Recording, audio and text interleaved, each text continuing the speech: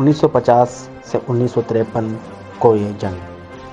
کوریائی جنگ جزیرہ نما کوریا پر لڑی گئی، جسے ہم کورین پیننسولا بھی کہتے ہیں۔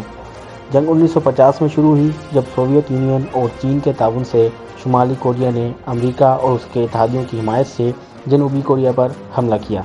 یہ تنازع کمیونسٹ شمالی اور مخالف کے درمیان کشیدگی سے پیدا ہوا۔ جنوبی کوریا کی جانب سے اقوام متحدہ مداخلت کرتی ہے اور شمالی کوریا کو اس اقدام پر کثیر الاقوامی اتحاد کو تشکیل دیا جاتا ہے۔ جنگ دونوں فریقوں کے درمیان علاقائی کنٹرول میں آگے پیچھے نمایاں نظر آتی ہے، جس کے نتیجے میں 38ویں متوازی کے ارد گرد تعطل پیدا ہوتا ہے، جسے ہم 38th پیرلل لائن بھی کہتے ہیں۔ جنگ بندی کے مذاکرات 1953 میں ایک جنگ بندی کے معاہدے پر دستخط کرنے کے بعد فعال ہو جاتی ہے، جس سے لڑائی مؤثر طریقے سے ختم کر دیا جاتا ہے۔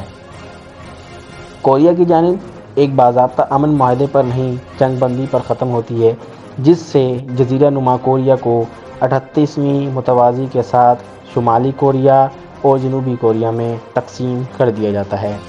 جنگ کے اثرات میں بھاری اموات، بنیادی ڈھانچے کی تباہی اور دونوں ممالک کے درمیان پائیدار تقسیم شامل ہے، جو کہ آج تک برقرار ہے۔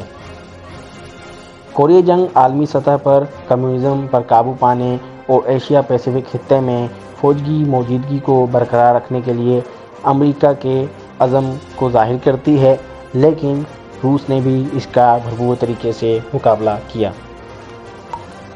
اسی سال یعنی کہ 1953 میں ہی روس کے عظیم رہنما جوزف اسٹالن کا انتقال ہو جاتا ہے۔ اسٹالن کی موت کے بعد نکیتا کروشچیو سوویت یونین کے نئے رہنما کے طور پر ابھرتے ہیں۔ کروشچیو نے ڈی اسٹالینائزیشن کی ایک عمل کو شروع کیا، جس میں انہوں نے اسٹالن کے بہت سارے کاموں کی کھلی مذمت بھی کی۔ اسٹالن کی بہت ساری پالیسیوں اور طریقوں کو ختم کیا۔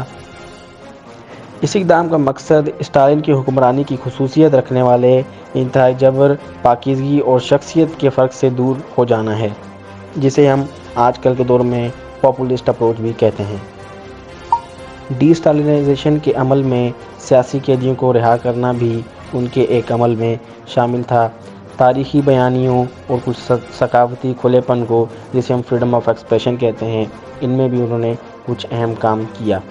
خورشید کی اصلاحات سوویت معاشرے میں پگھلنے کا باعث بنتی ہیں، جہاں فکری اور فنکارانہ آزادی کی کچھ سطح کی اجازت ہے۔ ان تبدیلیوں کے باوجود خروشچیو کی قیادت کو اس کے اپنے چیلنجوں اور تنازعات نے نشان زد کیا، بشمول کیوبا کے میزائل بحران اور اقتصادی مسائل۔